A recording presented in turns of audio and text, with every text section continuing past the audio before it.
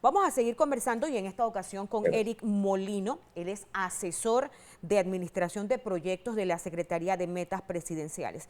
Y cuando hablamos de temas de pérdidas, de lo que se ha dejado de percibir, de la situación que ha conllevado el cierre de la mina, mucho nos pone a pensar las malas cabezas o mala información que quizás se dio en su momento y que trastocaron la realidad económica de nuestro país y la realidad como país, y que hoy por hoy estamos viendo esas consecuencias.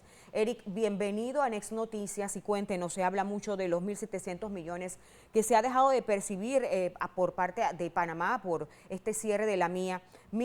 ¿Qué tanto va a continuar viéndose Panamá perjudicado si no se toma una decisión en torno a este tema? Birna, ¿cómo estás? Buenos días. Buenos Oye, una días. pequeña aclaración. Yo no soy el asesor de Secretaría de Metas Presidenciales, nada más para que hagamos esa pequeña aclaración. Yo soy economista. Ujú. Este, mira, referente a lo que estás mencionando de lo Sí. que se están perdiendo por el tema de la mina, se han hecho cálculos de que ahorita mismo la economía dejó de percibir el año pasado unos 1.700 millones de dólares, y Ok. de hecho ese cálculo Ujú. es muy fácil por ejemplo, realizar. El primero, las compras que se hacían a los comercios locales ascendían a los 1.000 millones de dólares. Es Ujú. decir, ahorita mismo por tener el proyecto suspendido, una de las cosas que tú estás teniendo es que todos esos comercios que eran proveedores de la mina, en particular los pequeños empresarios que dependían, digamos, de la venta de insumos para este proyecto, ahorita son principalmente los que se están viendo que han visto una reducción importante en sus ventas. A eso tienes que sumarle los salarios que se dejaron de vengar por todas las personas que participaron ahí. Estábamos hablando de más de 5.000 empleados que dejaron de percibir un salario que estaba muy por encima de de la mediana nacional. Ujú. Y cuando también incluyes en el cálculo lo que el Estado ha dejado de percibir por parte de las regalías que daba el proyecto, ese es un cálculo que asciende a los 1.700 millones de dólares. Es decir, nosotros, si hacemos un cálculo de cuánto se está perdiendo por día, estamos hablando de 5 millones de dólares. Oh, Que muchísimo. cuando el panameño, sí, que cuando el panameño escucha 5 millones de dólares, dice, bueno, es que eso es la empresa el que lo está dejando de percibir. No, al contrario, el que lo está dejando de percibir es el país, porque al final hay menos actividad económica, hay menos comercio, hay menos empleo. Las personas que dependían de ser proveedores de esta empresa, al final son las que están tomando las decisiones difíciles que han mencionado los colegas que me han antecedido, de que al final han tenido que decidir de suspender contratos laborales o tener una situación en donde han cerrado las empresas. Así que al final esto es un problema que afecta a todos los panameños. Algunos dicen, es que no entendemos, dicen Eric, cómo algo que estaba beneficiando a tantos panameños, se hablaba de que 54.000 personas dejaron de tener su plaza de empleo a raíz del cierre de la mina, cómo se dejó escapar de las manos esta fuerte de ingresos que no solamente era localmente, o sea, era a nivel nacional. Y vemos ahora las consecuencias de, por ejemplo, este mes de cierres, y lo decía el señor Antonio, el transporte de carga no descarta que unos 150.000 personas pierdan empleos. No hay una inyección que esté entrando directamente para de repente poder amortiguar lo que se viene para mitad de año. ¿Qué se hace necesario hoy por hoy? Mira, y yo creo que el ejemplo que se está dando actualmente de lo que está viviendo la provincia de Bocas del Toro, que es realmente una provincia olvidada de nuestro país, la mediana salarial de Bocas del Toro es más de 25% por debajo de lo que está ganándose en la provincia de Panamá. Y es, digamos, evidente que nosotros como país necesitamos hacer una estrategia donde los polos de desarrollo se concentren no solamente en el área de Panamá y Colón, que son obviamente una arteria importante para la logística mundial, sino que nosotros debemos empezar a desarrollar nuestras provincias. Lo que hemos estado teniendo en las últimas décadas es una migración y un éxodo masivo de personas buscando mejores oportunidades que no las encuentran en su provincia y están viniendo a la ciudad de Panamá o están viniendo a la provincia de Panamá Oeste. El problema con eso realmente es que nosotros estamos expandiendo la brecha de desigualdad. Entonces, lo que nosotros podemos hacer para tener un mejor desarrollo y que le llegue a la mayor parte del país es tener empresas que estén desarrollando la actividad en esas provincias. Sin embargo, con lo que hemos estado teniendo, no solamente con los actos recientes en Bocas del Toro, donde realmente no tienes muchas otras oportunidades adicionales del sector agropecuario y no tendrías muchas empresas que pudiesen reemplazar a la empresa que estaba, digamos, con una posible intención de irse. Lo mismo estaba pasando con la situación de la mina. Entonces, yo creo que una de las cosas es importante resaltar que cuando nosotros estamos hablando de economía, hay personas que dependen de esa economía. Entonces, estamos hablando de una situación en donde el capital se puede ir, pero el desempleo se queda. Es Ujú. importante que obviamente en una democracia todos tengan derecho de participar, pero hay que ser congruentes y hay que ser muy, muy conscientes y empáticos con que al final la ideología no paga facturas. Entonces, por tú querer ideológicamente oponerte a un proyecto o a un sistema económico, al final estás teniendo una consecuencia muy real sobre varios panameños que hoy en día están viviendo el estado de desempleo o que tienen una incertidumbre financiera importante. Señor Molino, si analizamos bien la crisis actual en toda su perspectiva y la sumamos precisamente a esas crisis que se dieron casi similar los años 22 y 23, ¿cuánto tiempo realmente va a necesitar este país para poder recuperarse, no solamente económicamente, sino también esos niveles de desempleo que estaban antes de la pandemia? Es una gran pregunta porque al final una de las cosas que nosotros estamos viendo es que pese a que el país el año pasado creció a 2,9%, esas tasas de crecimiento no son suficientes para reducir el desempleo. Y la evidencia está de que pese a que nosotros tuvimos un aumento en sectores como la construcción y el comercio, eh, que entre los dos son una parte importante del PIB. Cuando tú incluyes transporte, comercio y construcción, ahí tienes el 50% de la actividad económica. Y pese a que a esas tres actividades crecieron el año pasado, la pérdida que se tuvo por la contracción de la explotación de minas y cantera básicamente elimina el crecimiento que se tuvo en comercio y en construcción. Entonces ahí tienes un poco la explicación de por qué pese a que el país creció, tuviste un aumento importante en el desempleo.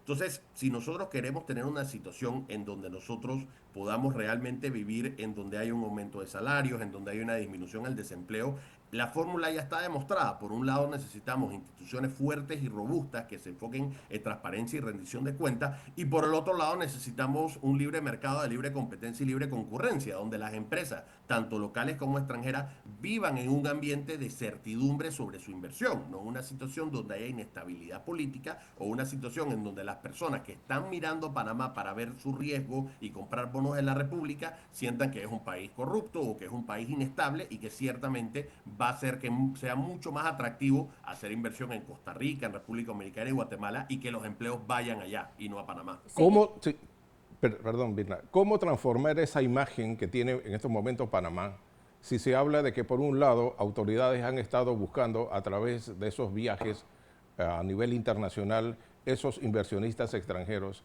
y tenemos este panorama actual? ¿Cómo cambiar balancearlo, esa sí. imagen precisamente ante lo que estamos viviendo?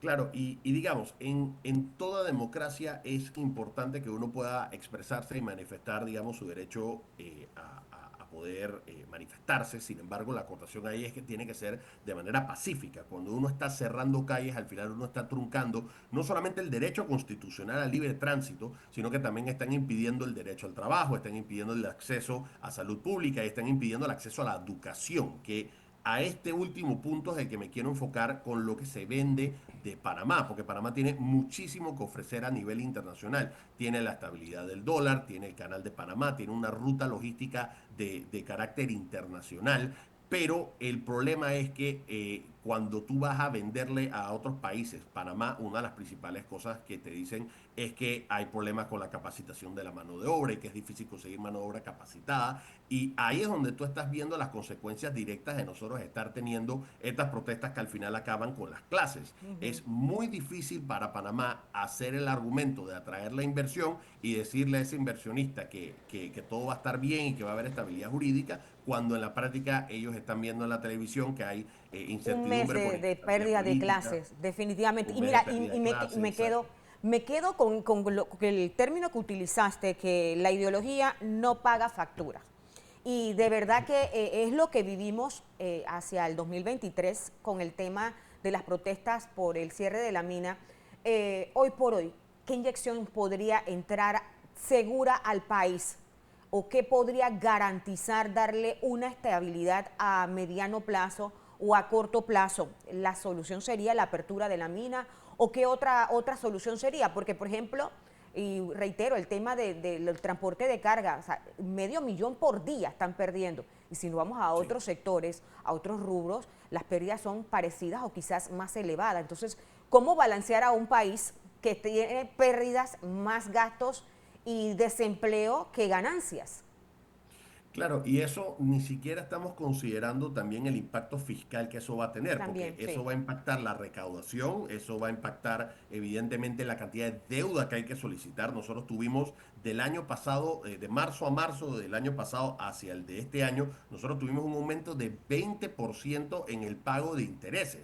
Entre otras cosas, porque se ha ido acumulando una deuda de los últimos 10 años y porque al final el costo de la deuda ha incrementado porque el riesgo país ha incrementado. Entonces, vivimos en una situación en donde necesitamos la actividad económica para aumentar la recaudación. De lo contrario, se van a tener que hacer recortes importantes al gasto, que ya de por sí a mí me parece que sí hay que hacer unos recortes importantes, pero no van a ser suficientes. Entonces, parte de la ecuación tiene que incluir una manera en la que nosotros podamos no solamente enfocarnos en atraer empresas, sino en las que ya están, en las que ya habían apostado por Panamá, negociar mejores términos y condiciones para la República, para, por ejemplo, la reapertura de la mina, que se puedan inyectar esos trabajos de manera inmediata, en lugar de esperar a ver qué otras empresas pueden llegar a estar acá. Por supuesto que es importante continuar atrayendo empresas, pero desde el momento que uno hace la gestión, que se hacen los estudios, después viene la empresa, se instala, empiezan a hacer cosas, eso puede ser un proceso que demore años. El panameño no tiene tiempo para estar esperando si está desempleado. Entonces, a mí me parece que el enfoque siempre tiene que ser orientado hacia que se respete el Estado de Derecho, que estén cubiertas todas las bases para darle tranquilidad a la sociedad, pero el efecto económico no solamente va a ser inmediato, sino que es certero. Entonces, nosotros lo que necesitamos enfocarnos ahorita mismo es ver de qué manera nosotros renegociamos mejores términos y condiciones para la República, que esos trabajos que se tenían regresen y que entonces nosotros podamos tener mayor actividad económica. Hay algo importante, la evaluación en el concepto financiero. Tras una pandemia hubo una ley de moratoria, un programa de alivio financiero donde miles y miles de panameños se acogieron. Obviamente vino un nivel de desempleo drástico muy fuerte y tras eso ahora tuvimos que enfrentar 2 años consecutivos con paros, con cierres, con huelgas y ahora en el 25 volvemos a lo mismo. Ese panorama financiero del panameño, ¿cómo usted lo evalúa tomando en consideración los programas futuros que se den para poder tener y poder enfrentar esos compromisos? Yo creo que aquí hay dos estadísticas muy relevantes. Se publicó recientemente el informe de estabilidad financiera, que es un reporte que 2 veces al año publica la Superintendencia de Bancos. Ahí una de las principales cosas que dice obviamente es lo robusto y sólido que es el sistema financiero panameño. Obviamente a nivel internacional nosotros tenemos bancos muy sólidos, muy solventes, pero ese informe también te habla de la calidad de crédito, que va mucho más a las preocupaciones que nosotros tenemos hoy en día con una desaceleración económica. Y te dejo con dos estadísticas muy relevantes. Tienes que las personas que ganan hasta $800, que son el 70% de la población, actualmente tienen 53% de su ingreso comprometidos a préstamos bancarios. Wow. Ojo, eso no incluye las financieras porque no están supervisadas por la superintendencia de banco y obviamente no incluyen a los agiotistas y los prestamistas ilegales. Pero que 70% de la población tenga comprometido más del 53% de su salario en deudas formales, te habla mucho de la necesidad que tiene el panameño de conseguir empleos y la reactivación económica llegue de manera inmediata. La otra estadística que me pareció preocupante en cuanto a la calidad de la cartera, y entendamos que estas son cifras al cierre del 2024, no incluye el efecto que ha tenido probablemente en estos últimos meses de este último mes de paralización, que en la cartera de MIPIMES, de los micro pequeños empresarios, la vendedora de frutas, la que tiene su fonda, el que tiene su pequeño busito colegial, la cartera comercial tiene un 38% de mora, es decir, que tienes que más de un tercio de las personas le deben más de 30 días a su institución financiera para los préstamos de su pequeño negocio. Eso obviamente es alarmante desde el punto de vista de que son panameños que están todos los días tratando de llegar al El día a sustento a día. su casa. Sí. Y sí, y claro, hoy en día tienes, por ejemplo, a un taxista que antes estaba ganando 35, $40 al día, probablemente está haciendo menos carrera, pero sí está haciendo, digamos, Sí. el pago del combustible y no se está llevando lo que necesita para poder Sí, pagar sí, el nos dicen taxi. que incluso que no están haciendo, porque de hecho creo que esta semana entrevistamos a uno de los dirigentes y dice que de 7 días, 4 están en su casa porque no hay manera de salir por los cierres y lo que se hace es muy poco ni para pagar la cuenta. En fin, gracias Así a es. Eric Molino por acompañarnos. Él es economista, las perspectivas definitivamente no pintan nada bien. Vamos a estar atentos y posteriormente nuevamente consultándote sobre temas económicos y qué se espera, qué inyección hay que aportar al país, quizás la mina, para poder paliar un tanto la crisis que en estos momentos se mantiene a nivel nacional por estos cierres.